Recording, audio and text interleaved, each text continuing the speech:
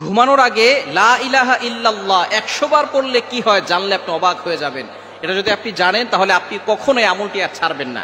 লা ইলাহা ইল্লাল্লাহ এই কালিমাটা আমরা জানি না এমন কেউ নাই। যারা মুসলমান আছি তারা আমরা সকলেই লা ইলাহা ইল্লাল্লাহ, আল্লাহ ছাড়া কোনো মাবুদ নাই, কি বলেন আছে? এই লা ইলাহা ইল্লাল্লাহর এতটা ফজিলত নবীজি সাল্লাল্লাহু আলাইহি ওয়াসাল্লাম জানিয়ে দিয়েছেন। এই লা ইলাহা ইল্লাল্লাহ যদি এক পাল্লায় রাখা হয়, অন্য পাল্লায় যদি এই দুনিয়া এবং দুনিয়ার ভিতরে যা কিছু আছে, আসমান জমিন চন্দ্র সূর্য সব কিছু যদি এক পাল্লায় রাখা হয়, তাহলে লা ইলাহা ইল্লাল্লাহর পাল্লাটা কয়েক কোটি গুণ বেশি ভারী হয়ে যাবে। সুতরাং লা ইলাহা ইল্লাল্লাহর ফজিলত কম না বেশি? অনেক বেশি। এই লা ইলাহা ইল্লাল্লাহর জিকির আমরা পড়তেই চাই না। অনেকে সকালবেলা ঈমান আনছে, আবার দুপুরবেলা তারা এমন কাজ করছে ঈমান থেকে দূরে সরে যায়। এরকম হয় কি হয় না? নবীজি সাল্লাল্লাহু আলাইহি ওয়াসাল্লাম বলে দিয়েছেন, শেষ জামানায় এমন অবস্থা হবে, সকালবেলা মুমিন থাকবে, সন্ধ্যাবেলা কাফের হবে, আবার সন্ধ্যাবেলা মুমিন হবে, সকালবেলা কাফের হয়ে যাবে। এই জন্য ঈমানকে নবায়ন করার জন্য বেশি বেশি করে লা ইলাহা ইল্লাল্লাহ পড়ার দরকার আছে না নাই? লা ইলাহা ইল্লাল্লাহ পড়লে আপনাকে আল্লাহ পাক রব্বুল আলামিন অভাব থেকে দূর করবেন, আল্লাহ তাআলা আপনার জীবনে বরকত দান করবেন, দুনিয়াতেও শান্তি দিবেন, আখিরাতেও আল্লাহ তাআলা শান্তির ব্যবস্থা করবেন। লা ইলাহা ইল্লাল্লাহ পড়ার দরকার আছে না নাই?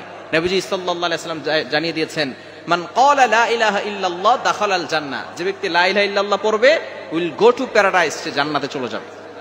তো লা ইলাহা ইল্লাল্লাহর ফজিলত কম না বেশি? আপনি ঘোষণা দিচ্ছেন আল্লাহ ছাড়া কোনো মাবুদ নাই।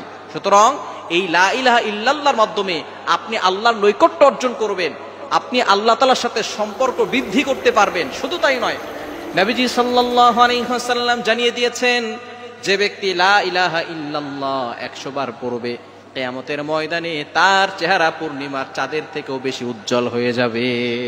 কি বলেন? চেহারা সুন্দর করতে চাই কি চাই না?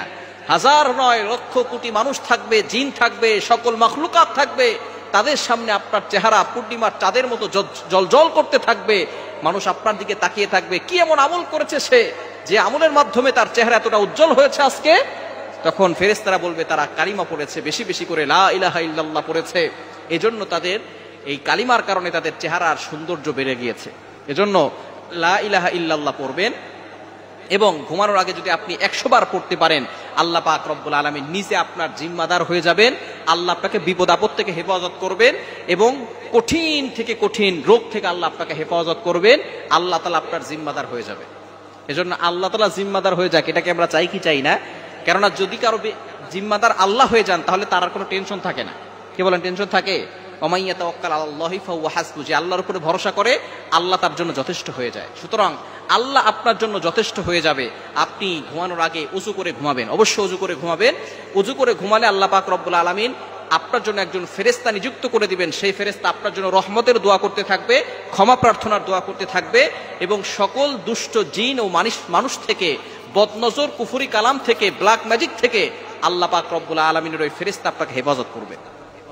এজন্য রাতে ঘুমানোর আগে ওযু করে ঘুমাবেন, এবং এই লা ইলাহা ইল্লাল্লাহ সাথে মুহাম্মাদুর রাসূলুল্লাহ এটাও অ্যাড করতে পারেন, কোনো সমস্যা নাই, পড়লে আরো বেশি ভালো হবে। লা ইলাহা ইল্লাল্লাহ মুহাম্মাদুর রাসূলুল্লাহ, এটা 100 বার পড়বেন।